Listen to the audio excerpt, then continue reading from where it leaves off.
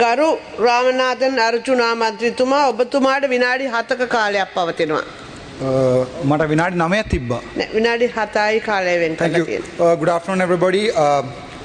இன்றைய தினம் பாராளுமன்றத்திலே சமர்ப்பிக்கப்பட்ட எங்களுடைய வரவு செலத்திட்ட விவாதத்தை உண்மையாகவே ஜாழ்ப்பாணத்தில் பிறந்த ஒரு சாதாரண மனிதர்களுக்கு கிடைக்க வேண்டிய அடிப்படை விடயங்களை எங்களுடைய ஜனாதிபதி அவர்கள் தந்திருக்கிறார் என்பதிலே எதிர்க்கட்சியிலிருந்து சந்தோஷப்படக்கூடிய ஒரே ஒரு மனிதன் நானாகத்தான் இருப்பேன். உங்களுக்கு தெரியும், இந்த வரவு செலவு திட்டம் எங்களுடைய மக்களுக்கு, ஜாழ் மக்களுக்கு, என்னை பொறுத்தவரை எனக்கு அரசியல் தேவையில்லை. நான் அரசியலுக்காக அரசியல் செய்ய வரவில்லை. ஆகவே இந்த மக்களுடைய தேவைகளை அறிந்து வைத்து எங்களுடைய பிரதமர் ஹரணி அமரசூரிய அவர்களும் ஜனாதிபதி அவர்களும் யாழ்ப்பாணத்துக்கு வருகை தந்ததை இட்டு நான் மிகவும் சந்தோஷம் அடைகிறேன். யாழ்ப்பாணத்துக்கு பெருமை இது உண்மையாகவே வடக்கிற்கான பட்ஜெட்டாகவே நாங்கள் இதை கருதுகிறோம். இதுக்கு உங்களுடைய மெத்த நன்றிகளை தெரிவித்துக் கொள்கிறேன். ஆனால் ஒரு சில விடயங்களை உங்களுக்கு சொல்லியாக வேண்டும். பிரதமர் ஹரணி அமரசூரிய அவர்கள் என்னுடைய பாடசாலை யாழ்ப்பாணம் இந்தூரி கல்லூரிக்கு வந்திருந்தார்.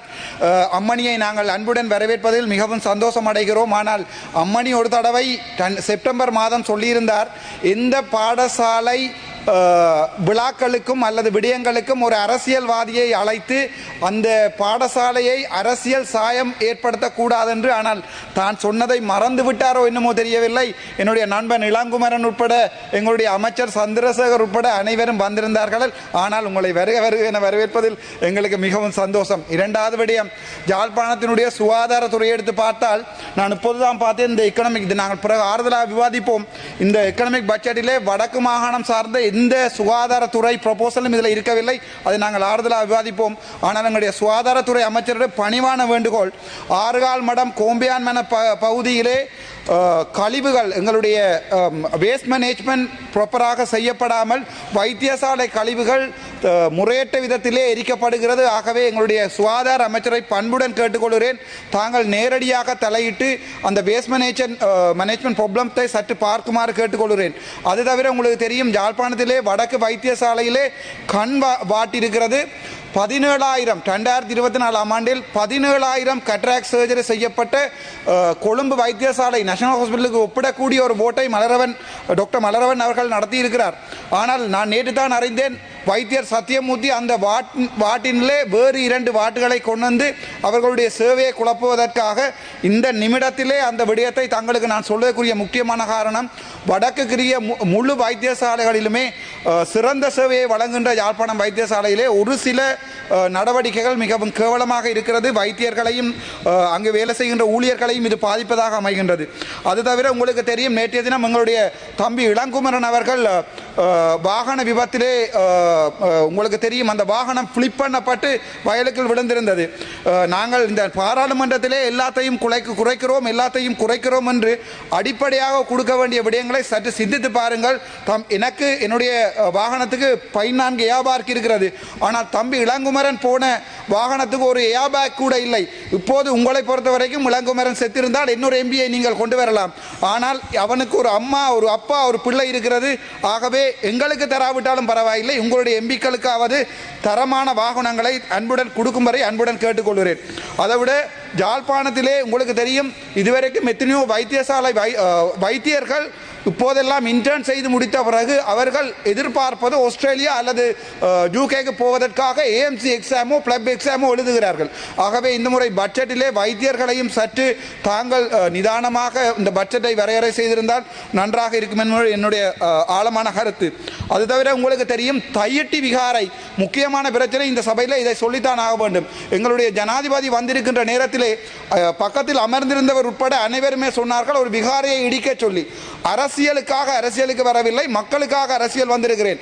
என்னுடைய யாழ் மக்கள் அந்த விகாரை பிரச்சனையால் பாதிக்கப்பட்டு நாளை கொழும்பில் பழிவாங்கப்பட்டு 1983 ஆண்டு கழுஜூலை போன்ற ஒரு நிகழ்வை வரக்கூடாது என்பதற்காக ஜனாதிபதியிடம் நான் சொல்லியிருந்தேன், ஒரு விகாரையை உடைக்க முடியாது, அதற்குரிய கம்பன்சேஷனை கொடுக்குமாறு கேட்டிருந்தேன். ஆனால் மீண்டும் அதே காட்சி, பக்கத்தில் இருந்த அதே காட்சி இப்போது செம்மணி புதைகுழியில் போய் நிற்கிறது. அரசியலை அரசியலாக செய்ய வேண்டும். இந்த செய்யப்படுகின்ற அரசியல் மக்களுக்கானதாக இருக்கணும். ஆகவே அந்த விகாரை சம்பந்தமான விடயங்களை கம்பன்சேஷன் சம்பந்தமான விடயங்களை තව විනාඩි 2ක කාලයක් පවතිනවා. உடனடியாக செய்யுமாறு கேட்டுக்கொள்கிறேன். அதை விட முக்கியமான விடயம், இன்னொரு பட்ஜெட்டிலே மீனவர்கள் சம்பந்தமாக எதுவுமே கதைக்கப்படவில்லை. வடக்கிலே ஆயிரம் இழுவை மடி வேலை செய்கின்ற மீனவர்கள் மிகவும் ஆழமாக பாதிக்கப்படுகிறார்கள். அவர்கள் தென்னிந்திய மீனவர்கள் எல்லை தாண்டி போகிறார்கள். உங்களுக்கே தெரியும், நாங்கள் இப்போது ஒரு கேந்திர முக்கியத்துவமான ஒரு வரலாற்றின் முக்கியத்துவமான இடத்தில் இருக்கிறோம். தயவு செய்து வடக்கில் இருக்கிற மீனவர்களை பற்றி சற்று சிந்தித்து பாருங்கள். தெற்கில் இருக்கின்ற ஒரு இறங்கு துறைமுகம் முழுவதுமாக கங்கிரீட் போடப்பட்டிருக்கிறது. ஆனால் என்னுடைய வடக்கு மீனவர்கள் மணல்களுக்கு நடந்து போய்த்தான் அவற்றை செய்து கொண்டிருக்கிறார்கள். ஆகவே எங்களுடைய முதலமைச்சர் அல்ல, மீன்பிடி அமைச்சர் அவற்றை கருத்தில் கொள்வார்கள் நினைக்கிறேன். அதைவிட இந்த தடவை டிசிசி மீட்டிங்கிலே பாராளுமன்ற உறுப்பினர்களுக்காக பன்முகப்படுத்தப்பட்ட நிதி வழங்கப்பட்டிருக்கிறது. அந்த பன்முகப்படுத்தப்பட்ட நிதி 5 நாட்களுக்குள்ளே ப்ரொபோசல் கேட்டிருக்கிறார்கள். இங்கே இருப்பவர் யாருக்கும் ப்ரொஜெக்ட் மேனேஜ்மெண்ட் அறிவு இருக்கிறதோ எனக்கு தெரியாது. 5 நாட்களில் ஒரு ப்ரொபோசல் வழங்க முடியாது. ஒரு ப்ரொபோசலுக்கு மினிமம் 20 நாள் 30 டேஸ் வேணும். ஆகவே 14ஆம் தேதி டிசிசி மீட்டிங் கூட்டப்பட்டு 19ஆம் தேதி இன்றைய தினம் 17ஆம் தேதி எனக்கு அந்த மெயில் அனுப்பப்பட்டிருக்கிறது. நாளண்டைக்குள் நீங்கள் அவற்றுக்குரிய ப்ரொபோசலை தருமாறு. ஆகவே இவை என்னுடைய என்பிபி அரசாங்கத்துக்கு நல்ல விடயமாகவே நான் சொல்லுகிறேன். ஏனென்றால் இவற்றை சற்று ஆழமாக சிந்தித்து கவர்மெண்ட் ஏஜென்டாக இருக்கலாம் அல்லது டிசிசி சேர்மனாக இருக்கலாம், அவர்களுக்கு சற்று அறிவுரை கூறுங்கள். மக்களை போய் பாராளுமன்ற பிரதிநிதிகள் சந்திக்க வேண்டும். சந்தித்து அவர்களுடைய குறைபாடுகளை டிஎஸ் ஆஃபீஸுக்காக டிசிசி மீட்டிங் கொண்டு வந்து தான் அந்த ப்ரொபோசல்கள் வழங்கப்பட வேண்டும். அவற்றை சற்று சிந்தித்து ஆழமாக சிந்தித்து செயற்படுமாறு வேண்டிக் கொள்கிறேன். அது தவிர எங்களுடைய இந்த விகாரை விடயமாக இன்னும் பல விகாரைகள் இரணைமடுவில் கட்டப்பட இருப்பதாக தெரிவிக்கப்பட்டுள்ளது. இனிமேல் புதிதாக கட்டப்படுகின்ற விகாரைகளை சற்று சிந்தித்து பொதுமக்களுடைய காணிகளில் தயவு செய்து கட்டாமல் அதை அரசாங்க காணிகளில் கட்டுமாறு அன்புடன் வேண்டிக் கொள்கிறேன். அதோட முக்கியமான விடயம், இந்த முறை பட்ஜெட்டிலே எங்களுடைய பலாலி விமான நிலையம் சம்பந்தமாக பலாலி விமான நிலையம் சம்பந்தமாக ஒரு நிமிடம் பலாலி விமான நிலையம் சம்பந்தமாக கதைக்கப்படவில்லை. பலாலியை ஒரு சர்வதேச விமான நிலையமாக கொண்டு எங்களுடைய வடக்கிற்கு அபிவிருத்தியை கொண்டு வருவதற்கு தங்களிடம் அன்புடன் ஆழ்மையுடன் கேட்டுக்கொள்கிறேன். நன்றி, வணக்கம். டாக்டர் ராமநாதன்.